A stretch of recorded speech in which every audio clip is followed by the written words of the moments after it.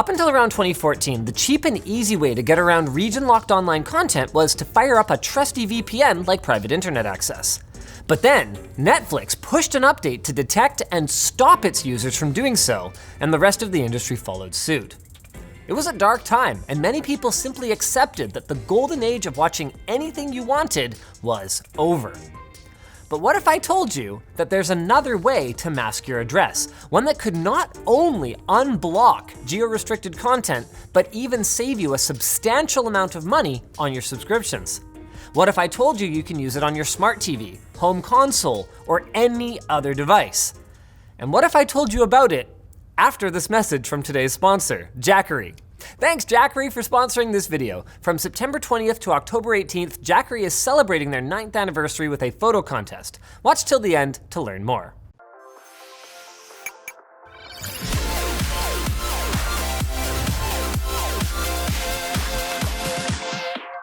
Whether it's an out-of-market sports ball game, your favorite show that just got taken off Netflix, but only in your region, or just any other random footage that's exclusively available in some other country, losing access to content sucks. I mean, as a user, you don't care which cable network or syndication has the rights. You just want to kick back, relax, and put whatever you want on the big screen.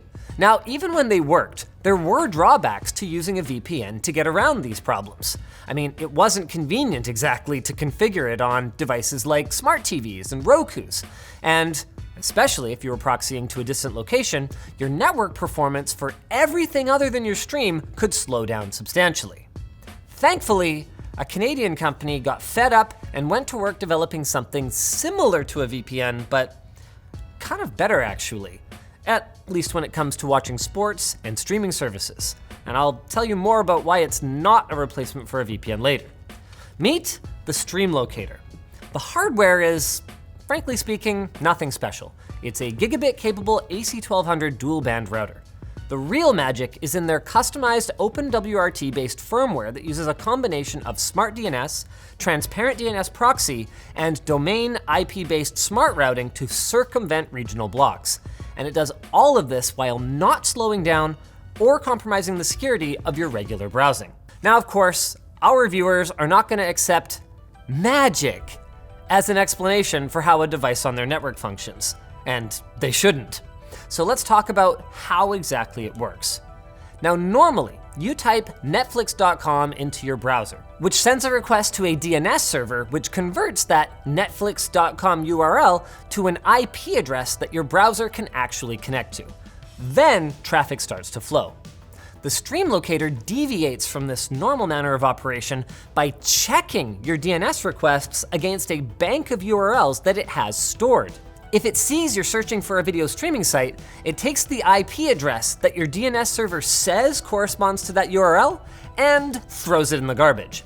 Instead, it responds with the IP of a proxy server that is in the region you're trying to access it from, and all of your traffic reroutes through that, just like how a VPN works. It's a pretty elegant solution to this problem, and we actually wanted to shoot our review of this thing over a month ago. But then Netflix managed to block Streamlocator's system just 2 days after we had tested the device and confirmed that it worked. Talk about timing.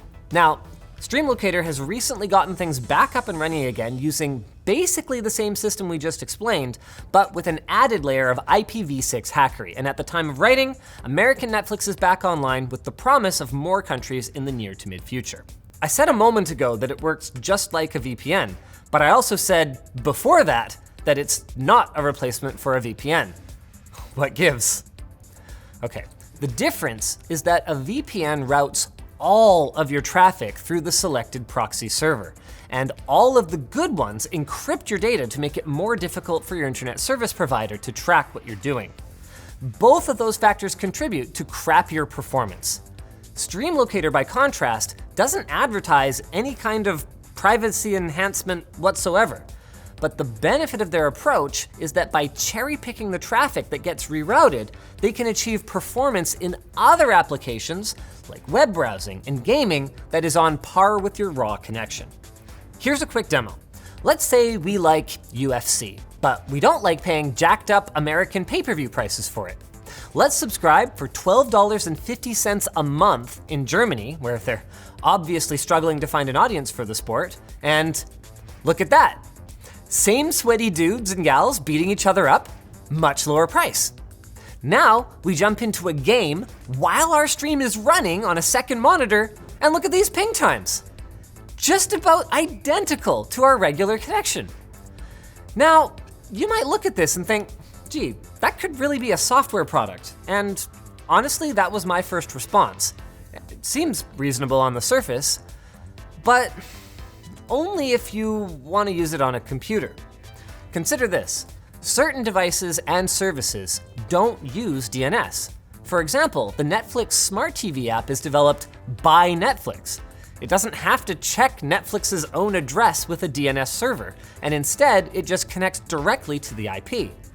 To adapt to this, Streamlocator uses IP forwarding instead of smart DNS in those situations. Now, they could build apps for every device under the sun that each contain all of the necessary workarounds, but that would introduce a ton of development overhead, and I actually agree with them that from a user perspective, this is way simpler to use. Instead of downloading and logging into and configuring an app, I just plug this unit into my existing modem router combo that my ISP sent me. It detects my existing subnet and creates a non-conflicting one for all the devices that connect through it, and then I never think about it again.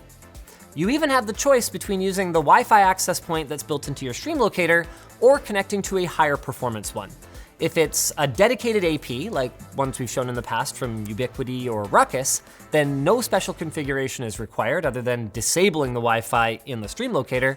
But if you want to use an all-in-one like Wi-Fi router connected to it, you'll probably need to put it in bridge mode.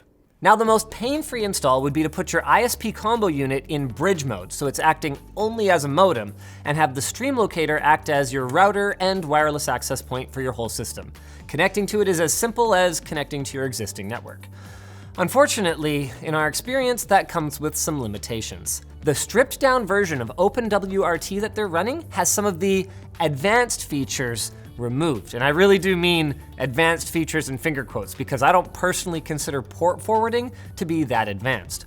Also, the hardware inside is fine at best. It uses a MediaTek MT7621A chipset, which is enough to speed test our gigabit connection at around 850 megabits, so more than enough for most residential connections, but is not exactly state of the art. Back to the good stuff though. It has this really cool function where you can run supported streaming services from different locations concurrently. So back to VPNs for a second. Remember, the way they work is you choose one location and all of your network traffic routes through it. So if you wanted to, say for example, watch a UFC fight with that cheap German subscription while also streaming something from BBC, you're fresh out of luck. With the Streamlocator though, you could have Netflix from the UK and American Amazon Prime at the same time hooked up to your home theater screen. Just check out the services list, toggle the options you want, and you're all set. Speaking of home theaters, by the way, we've got a doozy of a video coming up where we're gonna be testing HDMI 2.1 cables from a ton of manufacturers to see who's lying and who's not. Make sure you're subscribed so you don't miss it. If you're trying to maintain privacy for whatever reason, a VPN is still an important piece of your toolkit, and it should be noted that any device whose purpose is to sort through your internet traffic has inherent privacy risk associated with it. You've got to kind of trust Streamlocator because we don't have any way of guaranteeing that they're not benefiting from any kind of data collection. I'd love to hear your guys' discussion about that in the comments below. What we do know for sure is that for the price, it's a really compelling package that does exactly what it says on the tin. For $85, which includes the first year of service, after which it's $7 a month, it really does unlock region-locked content. Which is all fine and good.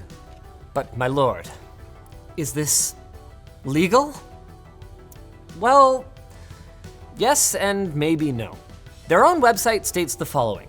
The short answer, yes, of course. Streamlocator is completely legal in 99% of the world, which of course leaves out that 1%, which could be a lot more than 1%, because if you're living somewhere like China or Iran, which last time I checked is a lot more than 1% of the world, you could very well be breaking laws by using this thing.